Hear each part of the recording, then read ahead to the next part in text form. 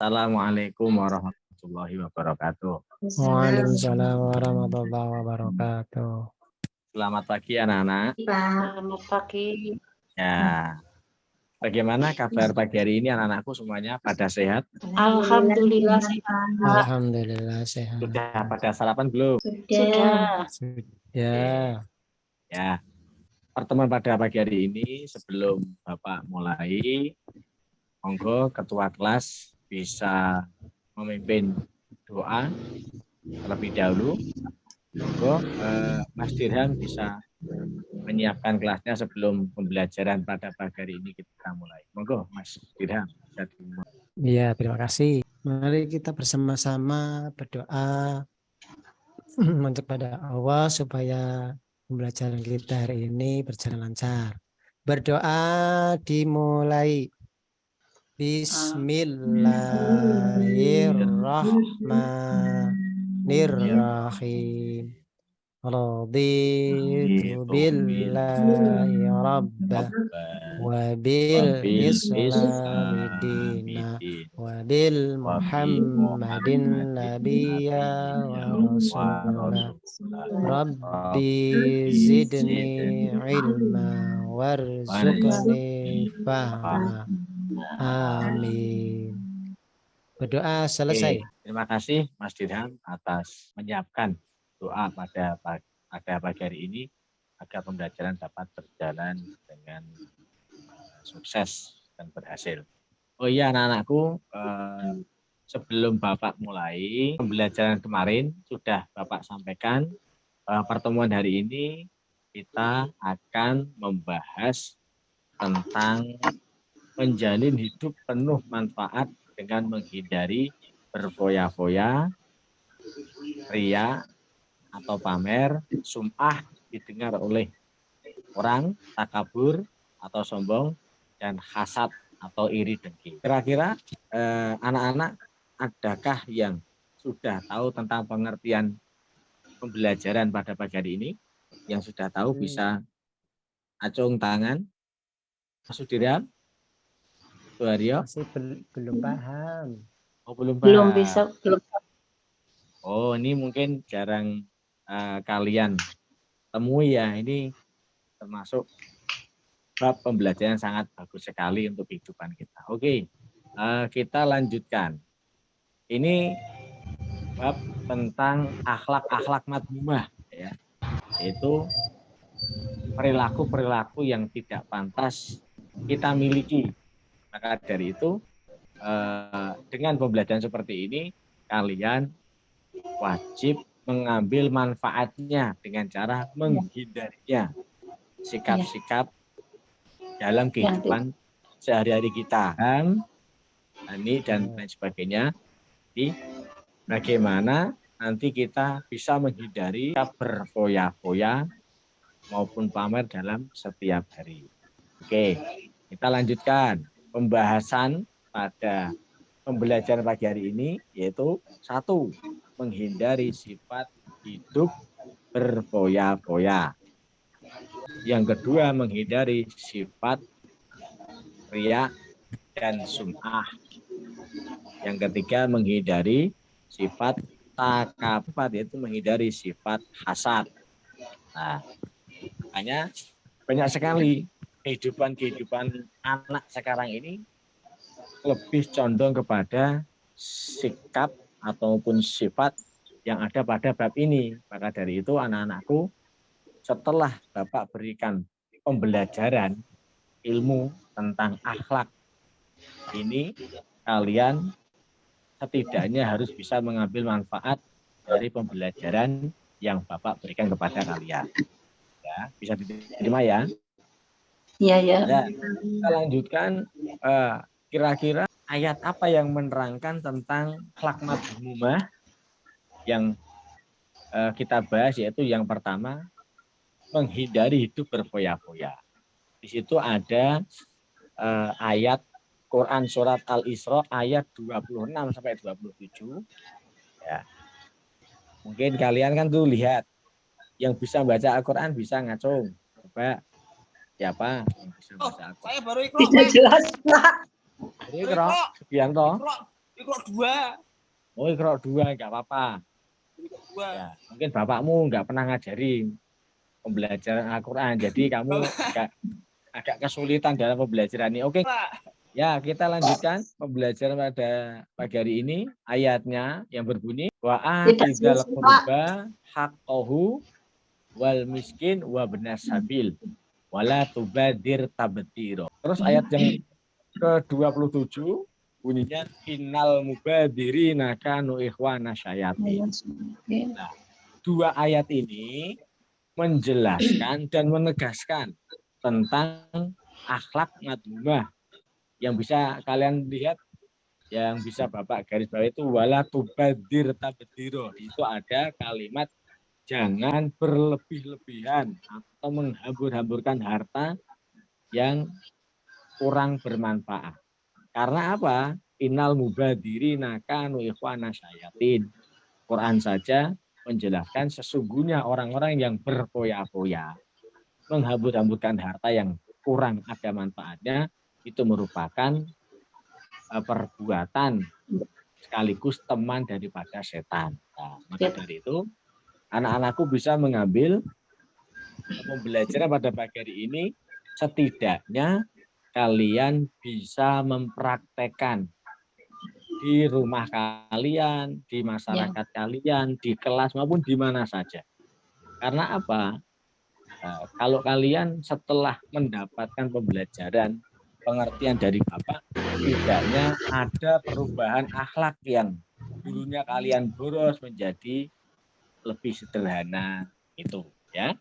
Oke, kita lanjutkan. Yang berikutnya, mengambil banyak makanan dan minuman pada suatu acara tasyakuran. Ia takut tidak mendapat bagian tanpa sama sekali tidak mempertimbangkan daya tampung perut, akhirnya ia tidak sanggup menghabiskan makanan dan minuman tersebut. Nah, ini biasanya sering terjadi di pesta makan-makan. Ya, ini biasanya sebenarnya baik kita solidaritas dengan teman, akan tetapi kadang akhlak kita tidak terkontrol dengan keadaan kita makan bersama-sama atau dinner, yaitu contoh perilaku israf dan tabdzir. Contoh perilaku dalam hal makanan dan minuman. Kadang kita lalai dengan akhlak yang sudah diberikan oleh Bapak. Yang berikutnya contoh perilaku israf dan tabdzir dalam berbicara.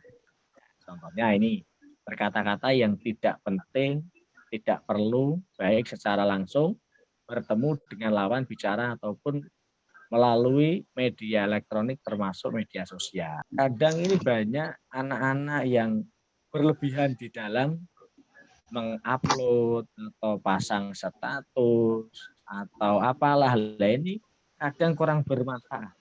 Kadang bahkan marah-marah melalui WA, melalui status di Instagram dan sebagainya. Ini juga termasuk perilaku-perilaku akhlak yang tidak terpuji. Maka dari itu, Bapak harapkan anak-anak setelah mendapatkan pembelajaran dari Bapak harus banyak perubahannya ke hal-hal yang lebih positif. Oke, kita lanjutkan. Yang berikutnya contoh perilaku israf dan tabdzir dalam penampilan. Contohnya memakai perhiasan emas di kedua tangan, leher, jari jemari, dan kaki pada saat pertemuan warga. Berpakaian mahal, mewah, lengkap dengan tas import dari luar negeri. Lah ini nggak perlu, kumpulan RT kok pakaiannya mencontohkan pribadi yang baik. Nah, maka dari itu anak-anak harus bisa mengambil pelajaran dari yang Bapak berikan. Makanya besok kalau memakai tas yang cukup sederhana saja, yang penting kita mengambil manfaat daripada tas tersebut. Yang berikutnya adalah dampak negatif perilaku israf dan tabdzir. Yang pertama yaitu dampaknya terlalu sibuk mengurusi kebahagiaan dunia, melalaikan akhirat. Yang kedua menimbulkan sifat iri, dengki, dan pamer. Dapat memicu frustasi apabila hartanya habis. Dan yang terakhir, berpotensi menimbulkan sifat pikir. Inilah dampak daripada orang-orang yang hidupnya seperti itu. Makanya kita bisa mengambil manfaat bagaimana menghindari dampak-dampak negatif yang terjadi pada israf dan tabdzir dalam kehidupan. Sampai di sini ada yang bertanya, anak-anakku? Monggo. Yang Ya. lain ada yang bertanya? Oh, pada lapar. Ya. Nanti Bapak traktir ya, nanti ya. Oke, kita lanjutkan. Ya, yang cara menghindari sifat israf dan tabdzir. Makanya kita perlu kendali di dalam kehidupan kita agar kita selamat dari sifat-sifat yang kurang terpuji. Nah, gimana caranya? Yang pertama, membelanjakan harta sesuai dengan skala prioritas kebutuhan. Jadi kalau belanja ya, yang kita inginkan saja, jangan semuanya dibeli. Ya nggak apa-apa, itu uang kita sendiri, akan tetapi nanti kurang baik di dalam kita membelanjakan harta yang kita miliki. Yang kedua, membiasakan bersedekah dan membantu orang lain. Kalau kita diberikan kelebihan harta, jangan lupa kita sedekah kepada saudara, kepada tetangga, kepada teman, kepada orang yang membutuhkan. Itu akan lebih baik. Yang berikutnya, bergaya hidup sederhana. Hidup kita tentunya, kita orang kaya tidak perlu memakai perhiasan, pakaian yang sangat mencolok di hadapan orang lain. Akan tetapi kita pakai yang sederhana. Itu lebih menghargai diri kita dan orang lain. Ya, selanjutnya, selalu bersyukur atas nikmat harta yang kita miliki, walaupun tidak banyak, tapi cukup untuk kebutuhan kita sehari-hari. Yang berikutnya, anak-anakku, bertindak selektif dan terencana. Jadi apapun kita harus selektif, jangan langsung beli, tapi kita rencanakan dulu uangnya cukup tidak, manfaatnya bagaimana. Nah, itu harus selektif biar kita tidak rugi di kemudian hari. Yang terakhir, bersikap rendah hati. Makanya orang-orang yang menghindari sifat-sifat israf dan tabdzir berlebihan ini akan memiliki sikap rendah hati, tidak mudah mengikuti arus orang lain, yang akan menjadikan rugi pada diri sendiri.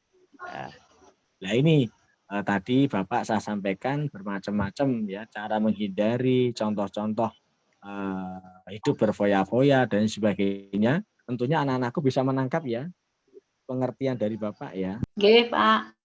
Ya. Gimana nih? Ada pertanyaan sebelum pembelajaran saya akhiri? Mungkin Mbak Ningrum, Mboten, Pak Pak. Sumiati, Ampun, Pak. Pak Suharyo, Ya, Mas sudah Suharyo. jelas, Pak. Oh ya, kalau jelas, oke. Ya. Jadi sebelum Bapak akhiri, tolong tugas dari Bapak, kalian PR-nya yaitu observasi, ya, penelitian di lingkungan kalian, orang-orang yang berbuat foya-foya atau hidup foya-foya dan pamer. Ya, nanti bisa Oke, Pak. ditulis di buku dan minggu depan kita kumpulkan. Ya, jadi Ya, untuk kemajuan daripada pembelajaran kalian. Oke, mungkin sampai ya, di Pak. sini dulu anak-anakku. Semoga Ya, ya Pak, gimana? mau tanya, Pak. Ya, Itu tugasnya berapa, Pak, jumlahnya?